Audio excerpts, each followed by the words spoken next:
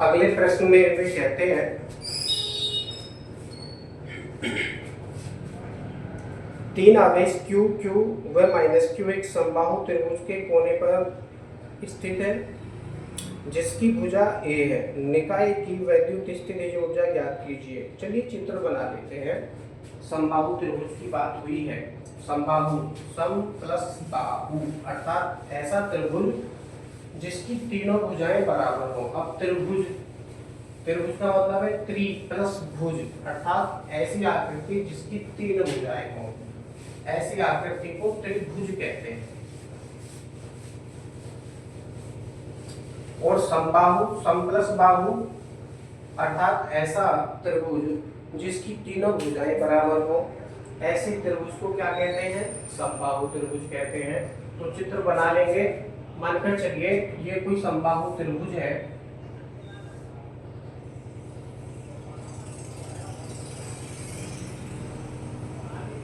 नाम दे देंगे A B C. इसकी प्रत्येक भुजा ए है, स्मॉल ए। तो ये भी ए ही हो जाएगी और ये भी ए ही हो जाती है। अब उन्होंने क्या किया है, दो आवेश तो इसमें प्लस के हैं और तीसरा माइनस का है। तो मानकर चलिए माइनस का जो आवेश है वो क्यू ऊपर ही रख लिया हमने और यहाँ पर हमने प्लस के आवेश रख लिए हैं। ये भी प्लस का आवेश है। तो तीनों आवेश हैं, किसी भी कोने पर आप रख सकते हैं। माइनस क्यू हमने ऊपर दर्शाया है। पूछते हैं निकाय की स्थितिज ऊर्जा। तो यह त्रिभुज एक प्रकार का निकाय बन रहा है, सिस्टम बन रहा है। तो इस निकाय की स्थितिज ऊर्जा हम ज्ञात करेंगे। निकाय की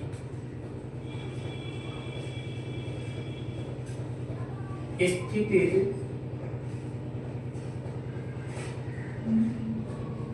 ऊर्जा, निकाय की स्थितिज ऊर्जा। तो इसमें तीन युग्म बन रहे हैं। तीन आवेश है ना, आवेश ए, आवेश बी, आवेश सी। तीन कोने हैं ए बी सी। तो तीन ही युग्म है, युग्म ए बी, युग्म बी सी, युग्म सी। तो तीन ही प्रकार के युग्मों का हम प्रयोग करेंगे। हो जाएगा U equal to U A B plus U B C plus U C. U C सूत्र प्रयोग करेंगे 1/4 पाई एप्सिलॉन 0। अब हम ए से बी में चल रहे हैं। युग्म ए से बी या ए बी में एक आवेश प्लस का है, दूसरा माइनस का है। तो Q इंटू माइनस का Q अपॉन ए प्लस ऐसे यहाँ पर क्या हो जाएगा 1/4 पाई एप्सिलॉन 0। दोनों आवेश धन है तो हो जाएगा 1/4 pi epsilon 0 Q into Q upon A plus ऐसे यहाँ पर क्या हो जाएगा C से A में जा रहे, एक आवेश माइनस है, दूसरा प्लस है। तो हो जाएगा 1/4 पाई एप्सिलॉन 0 Q ब्रैकेट में माइनस Q अपॉन ए। के बीच की जो डिस्टेंस है वो A ले रखी है। ओके, अब आगे देखेंगे। जो चीज कॉमन है कॉमन कर देंगे। तो कॉमन क्या हो रहा है यहाँ पर 1/4 pi epsilon 0 Q square upon A। ये पूरा कॉमन हो जाएगा और अंदर यहाँ पर बचेगा -1। क्या बचेगा? -1 बचेगा। अब ऐसे यहाँ पर देखिए, क्योंकि ये तो पूरा ही प्लस है, ये भी प्लस है और ये सब प्लस है, तो क्या हो जाएगा ये, और पूरा ही कॉमन होके बाहर गया तो ये प्लस का 1 बचेगा यहाँ पर। अब यहाँ पर देखिए ये पूरा कॉमन होके बाहर गया तो केवल माइनस का चिन्ह बचेगा अर्थात -1 बचेगा। अब क्या करेंगे, माइनस का है ये प्लस का है तो क्या हो जाएगा, कैंसिल हो जाएगा, बचा केवल माइनस का 1।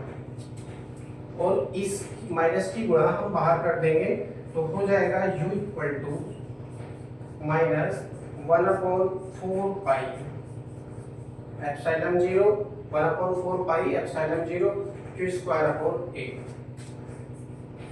Q स्क्वायर अपॉन A यानी इतनी स्थितिज ऊर्जा प्राप्त होती है पूरे निकाय की। u equal to -1/4πε0 q square upon a minus में, ये माइनस का चिन्ह हमने पहले मल्टीप्लाई कर दिया।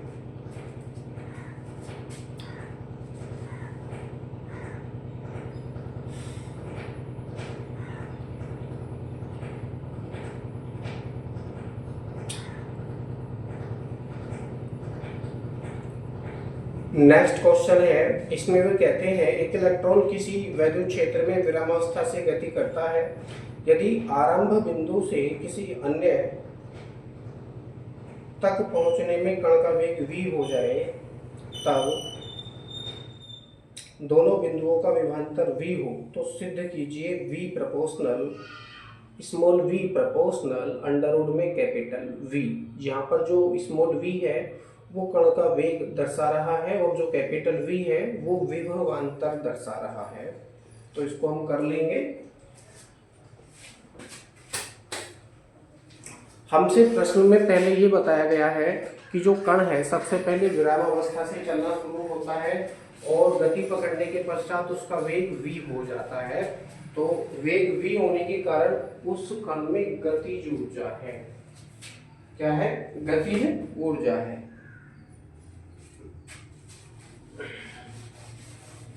तो थोड़ा थ्योरी में लिखेंगे। माना कण का द्रव्यमान m है,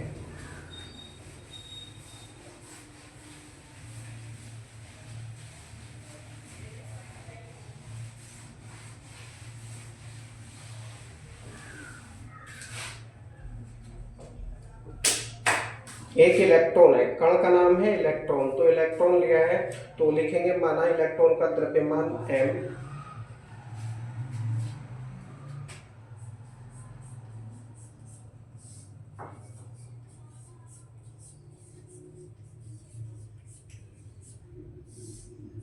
माना इलेक्ट्रॉन का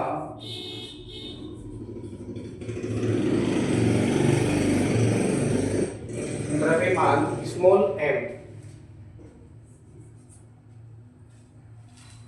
आवेश E,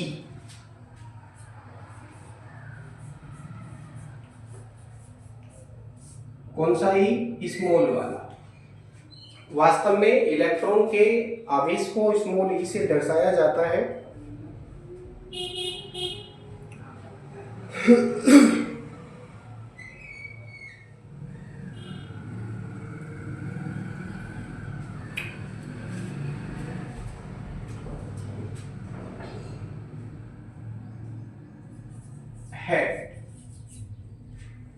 माना इलेक्ट्रॉन बिंदु A से बिंदु B, अब बिंदु A बना लो,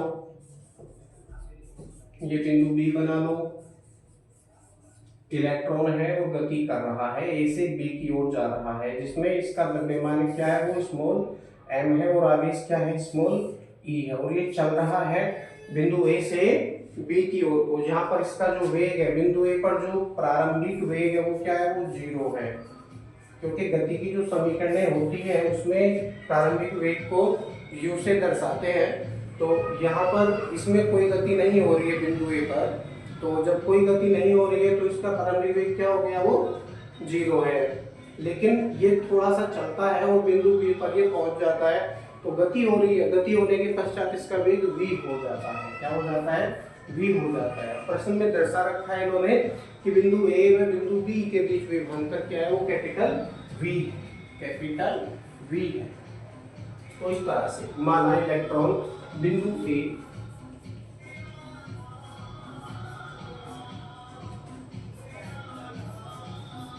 से बिंदु B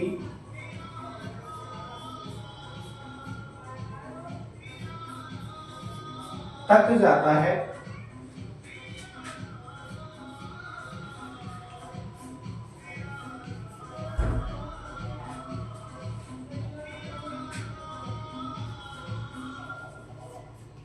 जहां उसका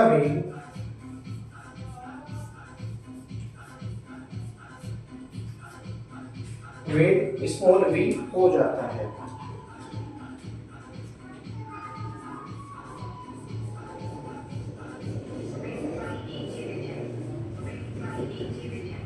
तब उसकी गतिज ऊर्जा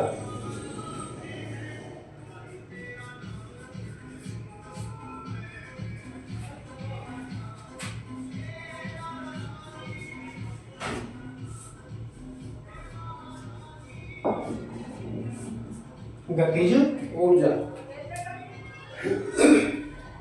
गतिज ऊर्जा को कैसे शो करते हैं? फॉर्मूला है 1/2 mv²। और यही गतिज ऊर्जा इस समय इलेक्ट्रॉन की हो जाती है। इसको हम समीकरण नंबर 1 मान लेंगे।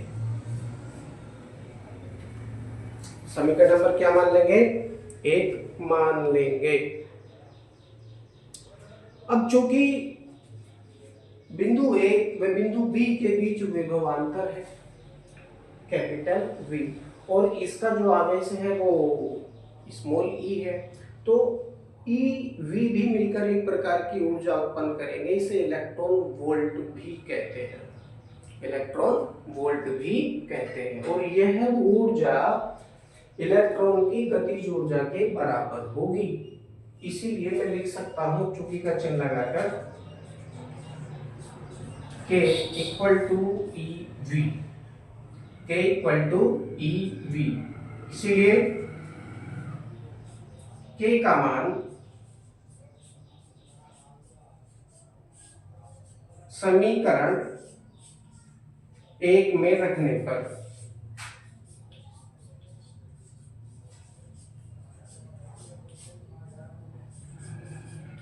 यदि रखेंगे तो प्राप्त होगा स्मॉल e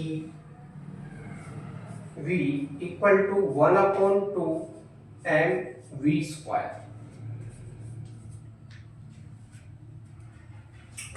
कुछ कटेगा, जो कटेगा वो काटेंगे, जो बचेगा बचाएंगे। तो यहाँ पर कुछ कट रहा है, कुछ भी नहीं कट रहा है। स्मॉल ई इधर नहीं है, कैपिटल भी है इधर, स्मॉल वी है, तो कुछ नहीं कट रहा है। क्रॉस मल्टीप्लाई कर लेंगे तो ये हो जाएगा 2ev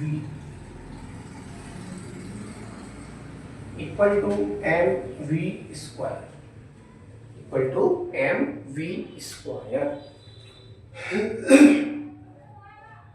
अब जरा ध्यान देंगे हम, क्योंकि इलेक्ट्रॉन का जो आवेश होता है स्मॉल ई से आप उसको दर्शाते हैं, तो ये कैसी राशि है? Constant value. कैसी है? कांस्टेंट वैल्यू है। इलेक्ट्रॉन का द्रव्यमान भी कैसी राशि है? कांस्टेंट वैल्यू है। 9.1 × 10⁻⁻31 किलोग्राम।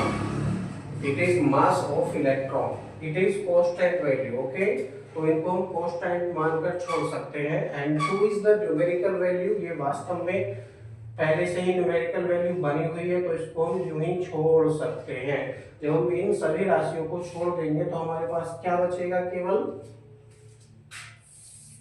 लिखेंगे चौकी का चिन्ह लगाकर 2e व m। इलेक्ट्रॉन के लिए नियत है।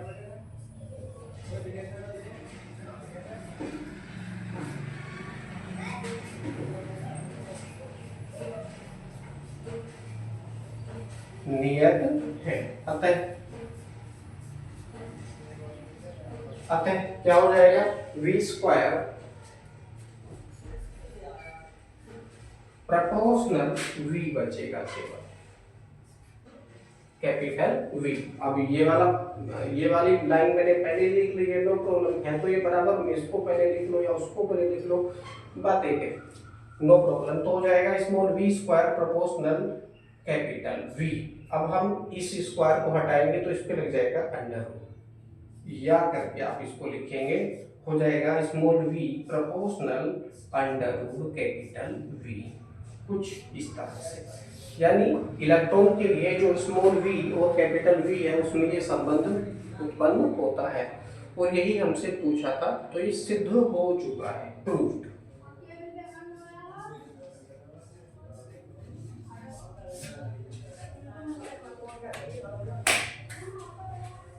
आई होप आपको समझ में आया होगा। जहां पर भी आपको समझ में नहीं आया है वहां पर वीडियो आगे पीछे करके आप देख सकते हैं।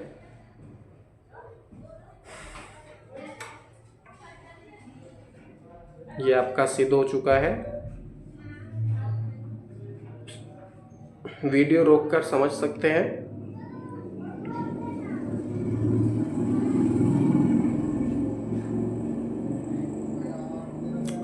बाकी क्वेश्चन नेक्स्ट वीडियो में